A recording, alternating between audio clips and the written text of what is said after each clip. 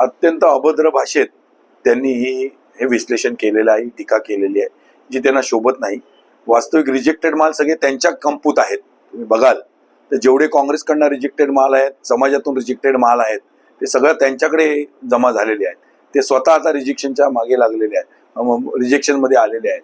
आणि एकीकडे पंतप्रधान मोदी हे लोकसभेतील विरोधी पक्ष नेते राहुल गांधी यांच्याशी समरस असणारं वक्तव्य जेव्हा करतात, राहुल गांधी म्हणाले होते की अर्थव्यवस्था बिघडते, आपल्याकडे टंचाई वाढणार आहे, त्यालाच हे करून त्यांनी मोदींनी ती लाईन पकडून सांगितलेलं आहे की सध्या आपण सोनं वापरू नये, आपण गॅस कमी वापरावा, डिझेल पेट्रोल कमी वापरावा. म्हणजे जे मार्च मध्ये 8 मार्चला राहुल गांधी म्हणाले की ही टंचाई आपल्याला उद्भवेल, पुढे तयार राहायला पाहिजे, झळ आपल्याला पोचेल, त्याच लाईनीमध्ये हे करून मोदी म्हणाले. वास्तविक यांना फडणवीसांना तेवढं कदाचित भान राहिलं नसेल किंवा ती त्यांच्या IQ त्यांच्याकडे नसेल.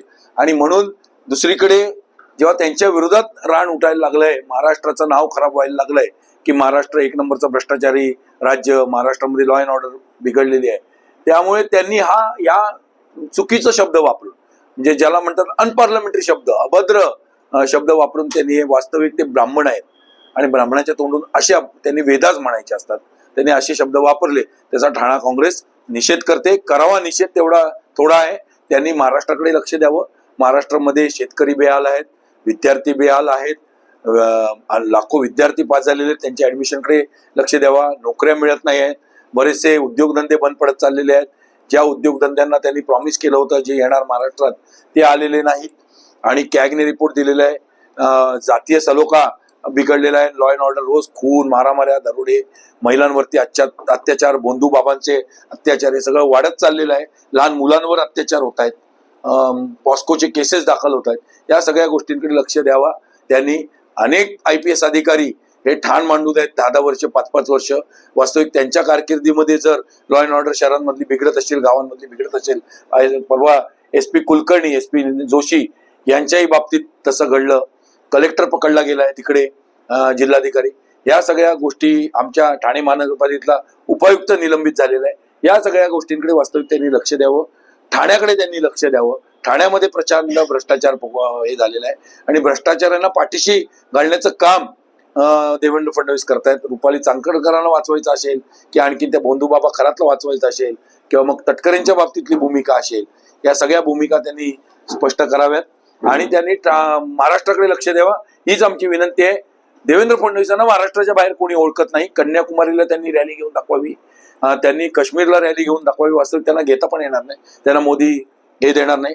त्यांना कुठेतरी मोदींवरचं जे प्रेशर वाढलंय आणि अमित शहावरचं की यांना बदलावं, ते प्रेशर कमी करण्यासाठी कुठेतरी योगींबरोबर आणि ते चव्हाण, कोणते चव्हाण मध्य प्रदेशचे, हे सेकंड टीम म्हणून पुढे येत आहेत. तर ती हे कणी कापण्यासाठी आणि आता विनोद तावडेंना पाठवलंय राज्यसभेवर, म्हणजे संकेत दिलेले आहेत. काल परवा आमच्या हिला माधवी नाईकला पाठवले, संकेत दिलेत हायकमांडने की तुम्हाला कुठेतरी बदलावं लागेल. आणि तो दबाव कमी करण्यासाठी त्यांनी हे बेताल वक्तव्य केलेलं आहे. या वक्तव्याचा ठाणे काँग्रेस निषेध करते. बैलगाडा वापरायची वेळ आलेली आहे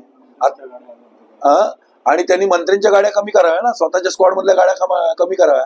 मंत्र्यांना ज्या 10-20 गाड्या देतात, इंधनाचं बचत करावी. 2च गाड्या ठेवाव्यात मंत्रीच्या मागे आणि पोलिसांच्या 2 गाड्या, 3-4 गाड्या बस झाल्या.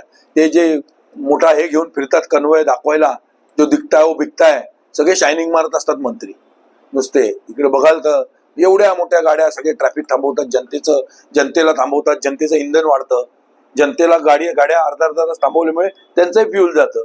या सगळ्या गोष्टीचा विचार आधी मोदींनी करावा. मिनिस्टरांच्या गाड्यांमधला ताफा कमी करावा, अधिकाऱ्यांच्या गाड्यांमागचा ताफा कमी करावा. अधिकाऱ्यांनी पण रिक्षाने फिरावं, अधिकाऱ्यांनी पण सायकलाने फिरावं. म्युन्सिपल कमिशनर असेल, IPS असतील, यांनी पण सायकल, आता जसे ह्याचे इंग्लंडचे पंतप्रधान किंवा अमेरिकेचे पंतप्रधान सायकलवर फिरतात, ओबामा, आता तसं यांनी पण सायकलवर फिरावं. सायकलवर फिरण्याचे दिवस आले. त्यांना गरज लागली तर आम्ही बैलगाड्या पण देऊ त्यांना.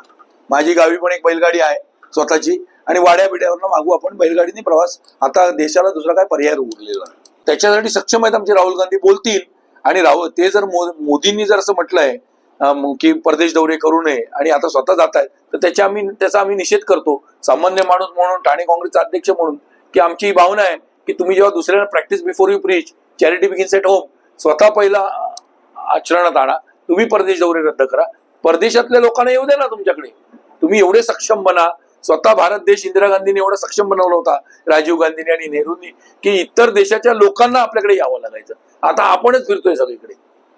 त्यामुळे ही केविलवाणी परिस्थिती आहे. पाकिस्तान सारखा देश मध्यस्थी करतो अमेरिका आणि इराणमध्ये, आणि ज्याच्या आपण पायऱ्या झिजतो, हे करतो, चपला उचलतो ट्रम्प, त्याने आपल्याकडे दुर्लक्ष केलं. त्याने पाकिस्तानला घेतलं मध्यस्थी करायला, आपली इज्जत काढून टाकली त्याने भारताची.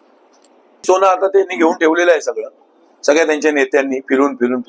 आता त्यांचं असं म्हणणं आहे की आम्ही सोनं घेऊ नये. आम्ही सोनं घेणार, आमच्या पोरीबाईंची लग्न कशी करणार आम्ही? आमच्यामध्ये, आपल्या महाराष्ट्रामध्ये मुलीबाईंची लग्न करायला सोनं लागतं. बायकोच्या अंगावरचं सोनं नसेल, मंगळसूत्र नसेल किंवा नसेल तर कसं चालेल? सोनंही लागतं. मराठी माणसाचा दागिनाच सोनं आहे, मराठी माणसाची संस्कृतीच सोनं आहे. त्यामुळे सोनं आम्ही घेणार, ते काय आम्ही मानणार नाही.